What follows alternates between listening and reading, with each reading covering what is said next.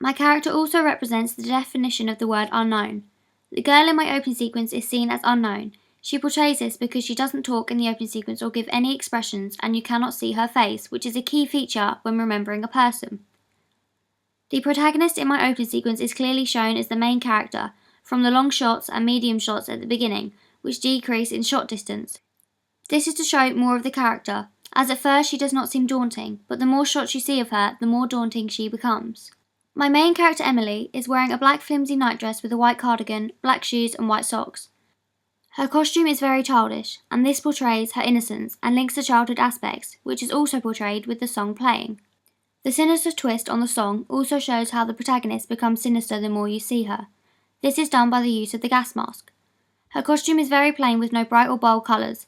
This is similar to the character Samara in The Ring. Samara's appearance is always the same, a young 8-year-old, brown-eyed girl with long brown hair that usually covers her face, although it often can turn a dark black. She wears a white short-sleeved dress and at one point wore black shoes. Samara appears quite pale and rarely talks.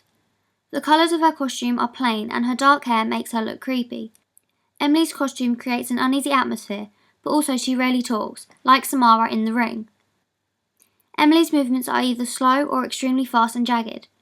From looking at horror films, fast jagged movements connote someone is unstable and can be dangerous. This is what I have tried to achieve in my horror film. This is also shown in The Ring, as Samara walks slowly and her movements are unsteady, making her appear unstable and unhuman. Samara is shown to be an innocent victim seeking some form of attention, particularly after her death. This is also shown in my film, The Unknown, as the first view you get of Emily is that she's alone, and this can make the audience feel sorry for her. Samara is quite reclusive and spends a lot of time alone, just like Emily, as she is trapped in Ruffham Hall and has been alone for a long time. The protagonist in my film is also similar to the character Esther in The Orphan. Esther is a woman who could be defined as a violent and deluded psychopath. The character Emily in my film is also violent and unpredictable.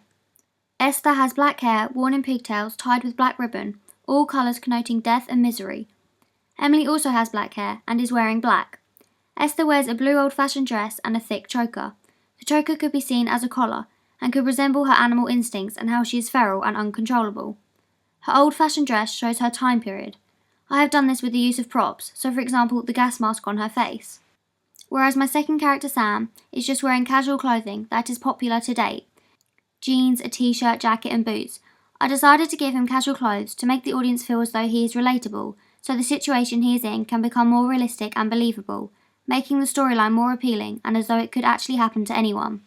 This is not a usual convention of a horror film, although most of the time in horror films the normally dressed people are the victims, and I have used this common convention to show that.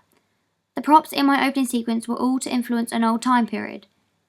Typical history-related horror films have props that are old-fashioned. For example, in the film Sinister, it uses an old projector and old film reels to show the time period. I have done this using the old camera and the gas mask to show the time period and to create enigma codes for the audience to question why the main character is wearing the gas mask, and also to question the importance of the camera. Gas masks are always seen in a negative light as they are linked to war, and war is always seen as a disconcerting time. The camera is what links Emily's time period to Sam's time period, and this is a main convention of my horror film.